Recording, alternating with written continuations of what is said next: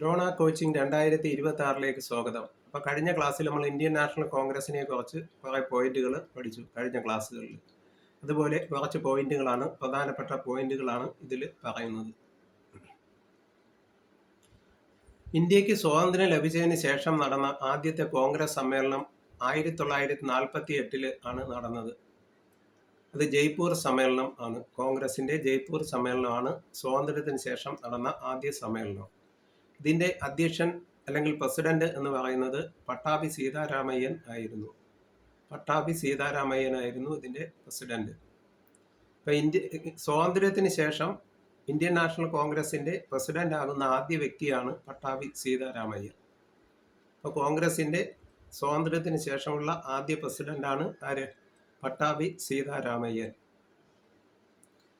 ഇനി ഭാഷാടിസ്ഥാനത്തിൽ സംസ്ഥാനങ്ങളുടെ പുനഃസംഘടനയെക്കുറിച്ച് പഠനം നടത്തുന്നതിന് വേണ്ടി ജയ്പൂർ സമ്മേളനത്തിൽ രൂപീകരിച്ച കമ്മിറ്റിയാണ് JVP കമ്മിറ്റി എന്ന് പറയുന്നത്. ഇപ്പോൾ JVP കമ്മിറ്റി എന്ന് പറയുന്നത് എന്തിനു വേണ്ടിയുള്ള കമ്മിറ്റിയായിരുന്നു? ഭാഷാടിസ്ഥാനത്തിൽ സംസ്ഥാനങ്ങളുടെ പുനഃസംഘടനയെക്കുറിച്ച് പഠനം നടത്തുന്നതിനുള്ള കമ്മിറ്റി ആയിരുന്നു. അടുത്ത പോയിന്റ്, ബംഗാൾ വിഭജനം റദ്ദ് ചെയ്യുന്ന സമയത്ത് ഇന്ത്യൻ നാഷണൽ കോൺഗ്രസിന്റെ പ്രസിഡന്റ് ആരായിരുന്നു? ബംഗാൾ വിഭജനം റദ്ദ് ചെയ്ത സമയത്തെ ഇന്ത്യൻ നാഷണൽ കോൺഗ്രസ് പ്രസിഡന്റ് ആരായിരുന്നു? BN ധർ ആയിരുന്നു. BN ധർ ആയിരുന്നു ഇന്ത്യൻ നാഷണൽ കോൺഗ്രസിന്റെ പ്രസിഡന്റ് ബംഗാൾ വിഭജനം റദ്ദ് ചെയ്യുന്ന സമയത്ത്. ഇനി ബംഗാൾ വിഭജനത്തെ തുടർന്ന് ഇന്ത്യൻ നാഷണൽ കോൺഗ്രസ് രൂപീകരിച്ച രണ്ട് പ്രസ്ഥാനങ്ങളാണ് സ്വരാജ്, സ്വദേശി പ്രസ്ഥാനങ്ങൾ. ഇന്ത്യൻ നാഷണൽ കോൺഗ്രസ് ബംഗാൾ വിഭജനത്തെ തുടർന്ന് രൂപീകരിച്ച രണ്ട് പ്രസ്ഥാനങ്ങളാണ് സ്വദേശി, സ്വരാജ് പ്രസ്ഥാനങ്ങൾ. ഇനി കോൺഗ്രസിന്റെ ലക്ഷ്യം സ്വരാജ് ആണെന്ന് പ്രഖ്യാപിച്ച സമ്മേളനം 1906 കൊൽക്കത്ത സമ്മേളനം ആയിരുന്നു. 1906 കൊൽക്കത്ത സമ്മേളനമാണ് കോൺഗ്രസിന്റെ ലക്ഷ്യം സ്വരാജ് ആണെന്ന് പ്രഖ്യാപനം നടത്തിയത്. ഇനി ഗാന്ധിജി പങ്കെടുത്ത ആദ്യ സമ്മേളനം ഏതാണെന്ന് മനസ്സിലാക്കണം. അപ്പം ഗാന്ധിജി പങ്കെടുത്ത ആദ്യ സമ്മേളനം ഏതാണ്? 1901 കൊൽക്കത്ത സമ്മേളനം ആണ്. 1901 കൊൽക്കത്ത സമ്മേളനമാണ് ഗാന്ധിജി പങ്കെടുത്ത ആദ്യ കോൺഗ്രസ് സമ്മേളനം. ഇതിന്റെ അധ്യക്ഷൻ അല്ലെങ്കിൽ പ്രസിഡന്റ് ദിൻഷാ ഇവാച്ച ആയിരുന്നു. ദിൻഷാ ഇവാച്ചയായിരുന്നു അതിന്റെ പ്രസിഡന്റ് എന്ന് പറയുന്നത്. ഇനി ഗാന്ധിജി കോൺഗ്രസ് വിട്ടുപോയത് 1934 ആണ്. ഗാന്ധിജി കോൺഗ്രസ് വിട്ടുപോയത് എന്നാണ്? 1934 ആണ്. ഇനി വന്ദേ മാതരം ആദ്യമായി പാടിയ കോൺഗ്രസ് സമ്മേളനം ഏതാണ് എന്ന് മനസ്സിലാക്കണം. വന്ദേ മാതരം ആദ്യമായി പാടിയ കോൺഗ്രസ് സമ്മേളനം ഏതാണെന്ന് മനസ്സിലാക്കണം. അത് 1896 കൊൽക്കത്ത സമ്മേളനം ആണ്. 1896 കൊൽക്കത്ത സമ്മേളനത്തിലാണ് വന്ദേ മാതരം ആദ്യമായി ആലപിച്ചത്. അത് പ്രധാനപ്പെട്ട ഒരു പോയിന്റ് ആണ്. ഈ കൊൽക്കത്ത സമ്മേളനത്തിലെ പ്രസിഡന്റ് അല്ലെങ്കിൽ അധ്യക്ഷൻ ആരായിരുന്നു എന്ന് ചോദിക്കും. റഹമത്തുള്ള സയാനി ആയിരുന്നു. റഹമത്തുള്ള സയാനി ആയിരുന്നു ഇന്ത്യൻ നാഷണൽ കോൺഗ്രസിന്റെ ഈ സമയത്തെ പ്രസിഡന്റ്. ഇന്ത്യൻ നാഷണൽ കോൺഗ്രസിന്റെ പ്രസിഡന്റ് ആകുന്ന രണ്ടാമത്തെ മുസ്ലിം ആയിരുന്നു റഹമത്തുള്ള സയാനി എന്ന് പറയുന്നത്. രണ്ടാമത്തെ മുസ്ലിം പ്രസിഡന്റ് ആയിരുന്നു ഇന്ത്യൻ നാഷണൽ കോൺഗ്രസിന്റെ. എന്താണ് പറഞ്ഞ? വന്ദേ മാതരം ആദ്യമായി ആലപിച്ച സമ്മേളനമാണ് 1896 കൊൽക്കത്ത സമ്മേളനം.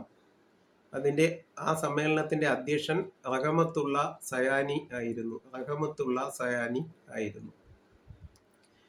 ഇനി അടുത്ത പോയിന്റ്, ജവഹർലാൽ നെഹ്റുവും ഗാന്ധിജിയും തമ്മിൽ കണ്ടുമുട്ടിയ സമ്മേളനം ഏതാണെന്ന് ചോദിക്കും. 1916 ലക്നൗ സമ്മേളനം ആണ്. 1916 ലക്നൗ സമ്മേളനത്തിലാണ് ഗാന്ധിജിയും നെഹ്റുവും തമ്മിൽ കണ്ടുമുട്ടുന്നത്. ഈ സമയത്തെ ഇന്ത്യൻ നാഷണൽ കോൺഗ്രസിന്റെ പ്രസിഡന്റ് എ.സി. മജുംദാർ ആയിരുന്നു. എ.സി. മജുംദാർ ആയിരുന്നു ഇന്ത്യൻ നാഷണൽ കോൺഗ്രസ് പ്രസിഡന്റ്. മിതവാദികളും തീവ്രവാദികളും സംയോജിച്ച സമ്മേളനമായിരുന്നു 1916 ലക്നൗ സമ്മേളനം. അപ്പം മിതവാദികളും തീവ്രവാദികളും സംയോജിച്ച സമ്മേളനമായിരുന്നു അത്. കോൺഗ്രസും മുസ്ലിം ലീഗും ഈ സമ്മേളനത്തിൽ വെച്ച് ഒരുമിച്ച് പ്രവർത്തിക്കുവാൻ തീരുമാനിച്ചു. ലക്നൗ സമ്മേളനത്തിൽ വെച്ച് ഏതൊക്കെയാണ്? കോൺഗ്രസും മുസ്ലിം ലീഗും ഒരുമിച്ച് പ്രവർത്തിക്കാൻ തീരുമാനിച്ചു. അങ്ങനെ അവർ സംയുക്തമായി സമ്മേളനം നടത്തുകയും ലക്നൗ കരാറിൽ ഒപ്പുവയ്ക്കുകയും ചെയ്തു. അപ്പം ഗാന്ധിജിയും ജവഹർലാൽ നെഹ്റുവും തമ്മിൽ കണ്ടുമുട്ടിയ സമ്മേളനം 1916 ലക്നൗ സമ്മേളനമാണ്. അന്നത്തെ പ്രസിഡന്റ് എ.സി. മജുംദാർ ആയിരുന്നു. അതുപോലെ മിതവാദികളും തീവ്രവാദികളും തമ്മിൽ സംയോജിച്ച സമ്മേളനമാണ് ലക്നൗ സമ്മേളനം. കോൺഗ്രസും മുസ്ലിം ലീഗും ഒരുമിച്ച് സഹകരിച്ച് പ്രവർത്തിക്കുവാൻ തീരുമാനിച്ചു. അവർ സംയുക്തമായി സമ്മേളനം നടത്തുകയും ലക്നൗ ഉടമ്പടിയിൽ കരാറിൽ ഒപ്പുവയ്ക്കുകയും ചെയ്തു. എത്രയാണ് അതുമായി ബന്ധപ്പെട്ട പോയിന്റ്. ഇനി മൗലിക അവകാശങ്ങളുടെയും സാമ്പത്തിക സംവിധാനങ്ങളുടെയും